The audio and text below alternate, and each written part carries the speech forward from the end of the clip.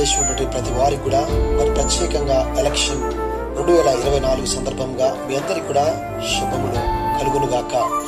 రేపు మనమందరం కూడా ఓటు హక్కును వినియోగించుకోబోతున్నాం. అందును బట్టి ఒక భారతీయుడిగా నా కర్తవ్యాన్ని తెలియజేయడానికి మీ మధ్యలోకి వస్తున్నాను. అలాగే ఒక దైవ సేవకుడిగా మీ మధ్యలోనికి వస్తున్నాను.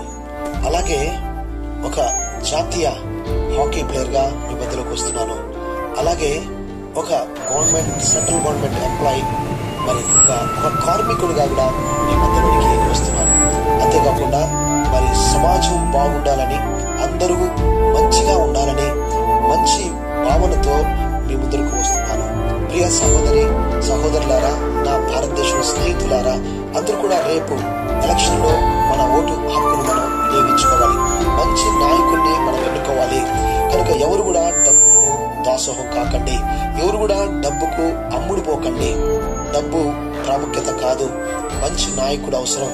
కనుక పేదల కొరకు ఎవరైతే ప్రయాసపడుతూ ఉంటారో, పేదల యొక్క అభివృద్ధి కొరకు ప్రతి వాడు కూడా సమానంలోనికి అనేక మందితో సమానముగా ఇతర దేశాలతో ప్రాంతాలతో మనవారు మరి ఉన్నత శిఖరాలకు వెళ్ళాలని ఎవరైతే కోరుకుంటారో అలాంటి మంచి నాయకులను మనం కోరుకు. అలాగే మత సామరస్యం లేకుండా అందరూ కూడా మన భారతదేశం అంటిగిన పిల్లరా విభిన్నమైనటువంటి మతాలు కలిగినటువంటిది.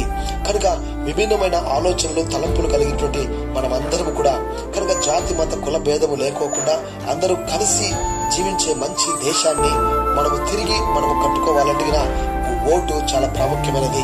కనుక అందరూ మంచివారే, కానీ అపవిత్రాత్మ మానవుల్లోనికి ప్రవేశించి వారిని అలాగా ప్రబోధాలు పెడుతూ మనుషులకు చిచ్చుపెట్టేది సైతానుడే. కనుక మీద ద్వేషం పెట్టుకోకుండా వినియోగించుకోండి. దేవుడు ఎవరికి నిశ్చయించుతారో ఆయన వారికి రాజ్యం ఇస్తాడు. దానియేలు గ్రంథంలో 4వ అధ్యాయం 17వ వచనం రాయబడతా ఉంది.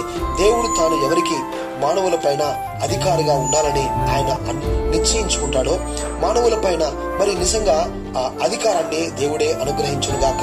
అత్యల్పులటువంటి మానవులకు దేవుడు అధికారాన్ని ఇవ్వబోతున్నాడు. కనుక ఎవరు కూడా మరి అధికారం రాలేదని మరి కోపతోపాలు లేకోకుండా చక్కగా అందరూ కూడా ఎవరు దేవుడిని ఎన్నుకుంటాడో వారిని మనం స్వీకరించి వారికి లోబడి ముందుకు వెళ్దాం.